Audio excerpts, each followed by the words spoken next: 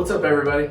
Welcome to Virtual Connect Group Tips, where we're going to try and help you know how to stay connected and have effective connect groups. So the first thing that we want to talk about is staying in touch. It's going to be really important for you to stay in touch with your students each week in order to have an effective virtual connect group. You can do this through a bunch of different ways.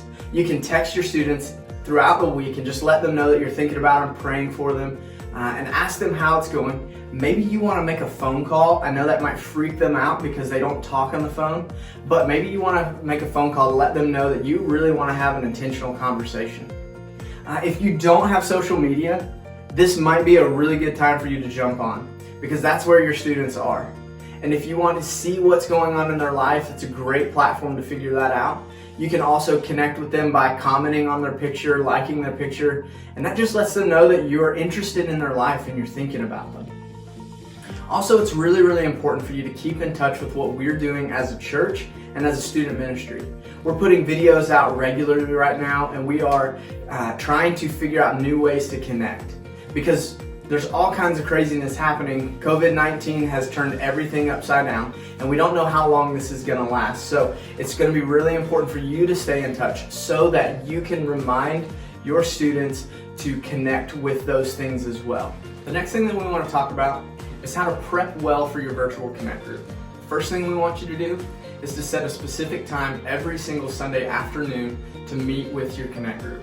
We want you to do this in the afternoon because in the mornings we stream our church service online, and we want to meet together as a church family to watch that all at the same time. Once you do that, set that time that works best for you and for your group and be consistent with that every single week. And don't forget to send out a reminder before you meet. This will just help your students know that it's time to jump online and to meet with their group. This next point might seem a little crazy because we know that you studied the lesson. But the lessons have changed. They're a little bit shorter for your virtual connect group. The reason for this is because a long lesson doesn't translate well to a virtual environment. So we've shortened them down to just the most important parts. This means that you need to study just a little bit differently.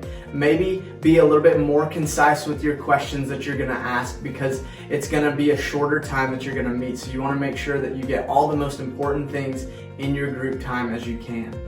And the last thing, again, might seem very obvious, but make sure that when you're prepping for your group that you find a place in your home that has a good Wi-Fi connection and is distraction-free as much as possible and is quiet.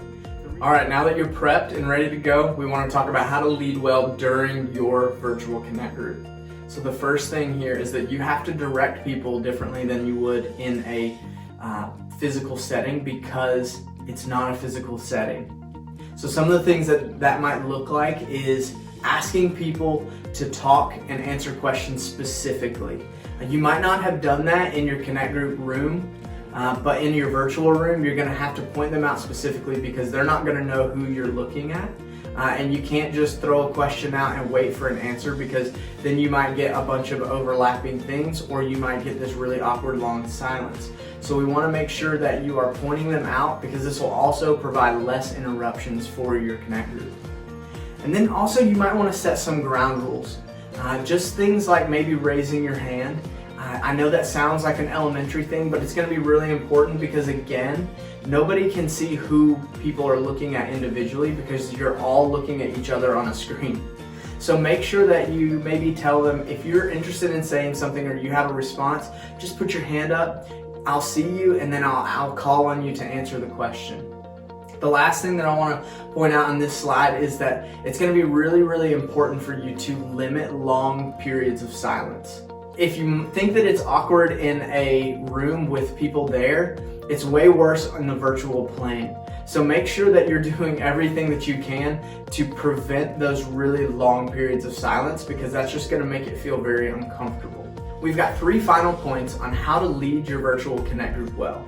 First one here is to spend a little bit of time each time you meet just hearing from your connect group, asking each one of them individually, how is it going? Because remember, they need to know that you care about the fact that everything in their life has been turned upside down, that they can't go and hang out with their friends, that they can't go to school, that they can't come to church, all of those things. They need to know that you care, and what better way to do that than to ask them how it's going. And you can limit this just to a couple minutes per person so that it doesn't make your Connect group go for 5 hours, because you don't want that. The next thing is maybe be prepared with a couple of icebreaker questions just in case you need to continue some more interaction if you feel like your students haven't really gotten a grip on how to communicate in this virtual setting. The last thing, but not the least thing, please pray for your group. Pray before your group happens. Pray that God would use your group to take our students one step closer to Him. Make sure that you're praying for them during your group time.